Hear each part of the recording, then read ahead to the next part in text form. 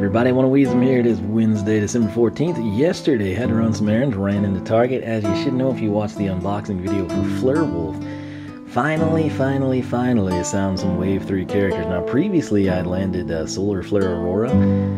Target, she's exclusive there here in the US. She was not present at the store yesterday. Needless to say, whenever I found Solar Flare Aurora, none of Wave 3 was there, so it's kind of give and take. I was shocked to find them, but it's a great deal. Buy two, get one free. That's basically, if you do the math, $10 a piece, essentially, at their price point of $14.99. So, a couple of people were ragging on me for not picking up the adventure packs and Chain Reaction. Number one, Chain Reaction was not there. I probably would have picked him up.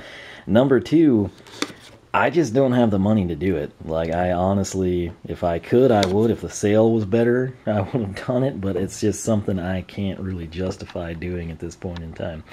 Slowly but surely, I hope to kind of, pick things up. Number one is I find them, and number two is I can afford them. So, really don't make anything doing videos here anymore. It's been going downhill, and it's to the point that I could work 2 hours a night at a fast food restaurant. I could do mailings from home, pretty much anything mundane, mediocre. On the side, I could, edit Wikipedia or something, and I would be infinitely better off, but I still do this. Primarily because I enjoy it, because there's nothing to be had financially. It's a losing game at this point. So, Bad Juju is here. If I had to pick between her and... why did I just go blank? Techman, Chain Reaction, yes. I probably would have gone that route, and for two reasons. Number one, they're both swashbucklers, which I've really enjoyed Aurora. Number two, he'd be like a tech element character for me to use. Number three, and this is important, if you don't like the aesthetics of this chick, this weekend in Canada at EB Games and in the US at GameStop, Mystical Bad Juju will be available. There will also be a Mystical Taekwon Crow later on. It's sort of an alt deco, think along the lines of, Solar Flare Aurora that we've seen previously here recently. I have to say, though, I think she looks pretty good in the packaging. We'll see once we spin her around. But if this isn't your cup of tea, but you really want Bad Juju, you might take a look at the Mystical version, so keep that in mind. I think it's interesting they did a Mystical. If you recall, from my custom painted Skylanders, I made Mystics. They were what I called Mystic Hex, if whatever you will. And it's sort of, I treated them as this like mystical purple paint job. If you haven't seen that, check it out. But I thought it was kind of interesting that Skylanders opted to go that route as well. Here she is, though. Again, we'll wait until she's completely out, but I love the color scheme. She looks so much better as a figure, I think, even than the artwork. Now, the artwork is cool, but that just looks really, really nice. So, Bad Juju. Her slogan, "The spirit is willing." As you can see here, she is Air Element, which means she will join Airstrike in our current arsenal. And she is a swashbuckler, so she will join Aurora, Solar Flare Aurora, and of course, Chain Reaction. So, I gotta say, though, I was kind of like grabbing them, and I was debating what to do, and then I sort of looked at her, and I was like, wow, that's actually pretty sweet. I was debating between her and Pit Boss, and I ultimately decided, wait on Pit Boss for Toys R Us, because they'll do the BOGO 40 or 50 or whatever, and it always involves two characters.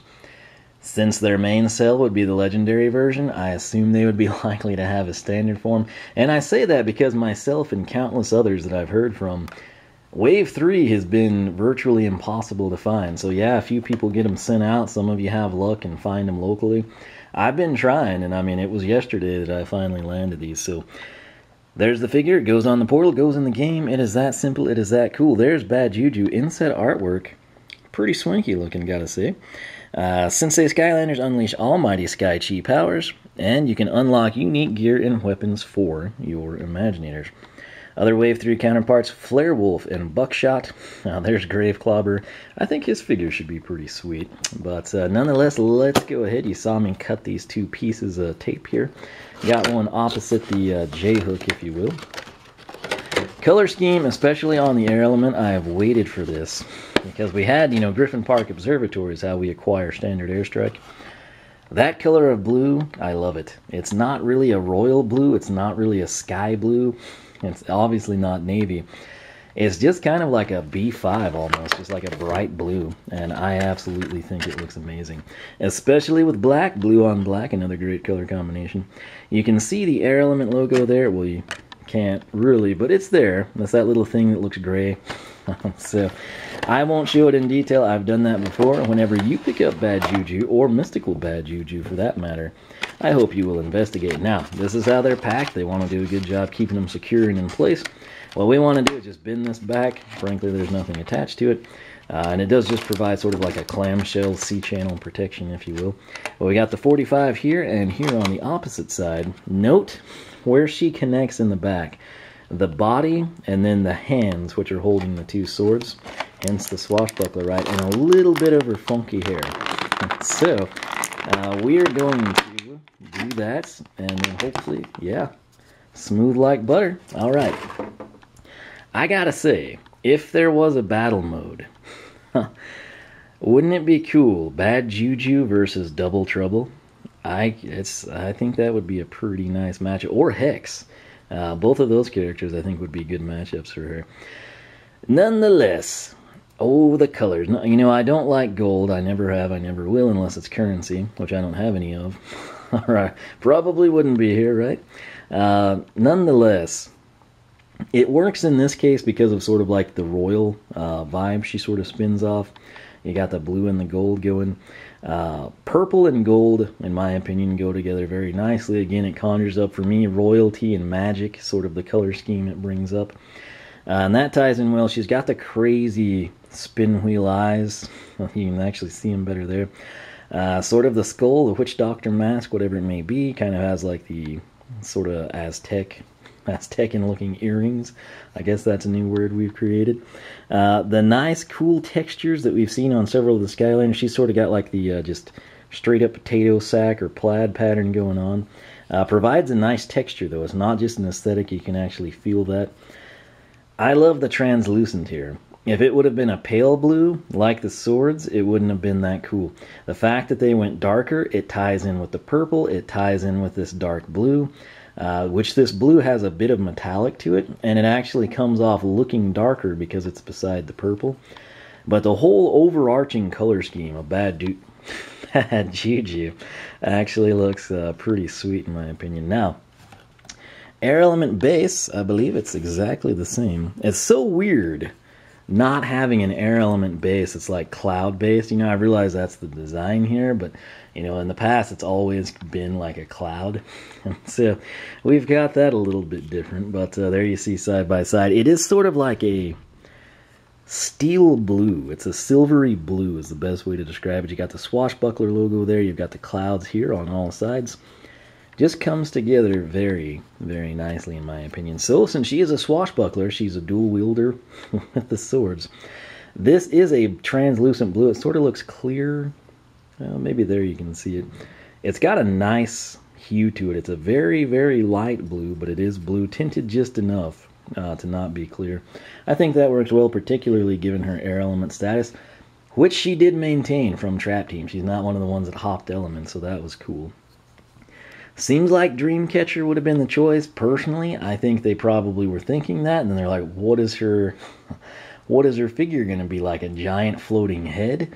And then number two, you know, maybe they opted like Pepperjack. She's just too evil to accept Eon's plea, and she's just in jail somewhere. Who knows? But this is Bad Juju. Looks pretty dadgum cool. One of the new things I've added that some of you seem to enjoy, or everyone so far, no one said they don't. Her slogan, again, the spirit is willing. So we've got a voice now to throw with her. The spirit is willing. According to the website, power 260 out of 350, armor 300 out of 350, speed or agility 250 of 350, luck 90 of 350. And let me open up a bio for you. Just like her name suggests, Bad Juju had always been bad. From her humble beginnings as a witch doctor, ooh-ee, ooh-ah-ah, right? Where she put curses on her patients instead of curing them, to being the Golden Queen's right-hand sorcerer. Now, isn't that disappointing that she's like Sorcerer and then Swashbuckler? But She had spent her entire life as a villain. Being captured by the Skylanders didn't do much to change her attitude either. At least that was the case until the day she conjured up more than she bargained for. A son named Juju Jr. Oh my. That was when she finally decided it was time to come to change her lifestyle. She didn't want to raise Juju Jr. inside a prison thinking that his magical mother was a criminal, so she asked Master Eon to give her a chance to be a hero instead. As luck would have it, Eon was looking for a swashbuckler sensei who could help train the Imaginators the value of being good.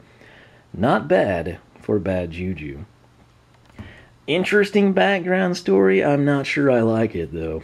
Just being honest here.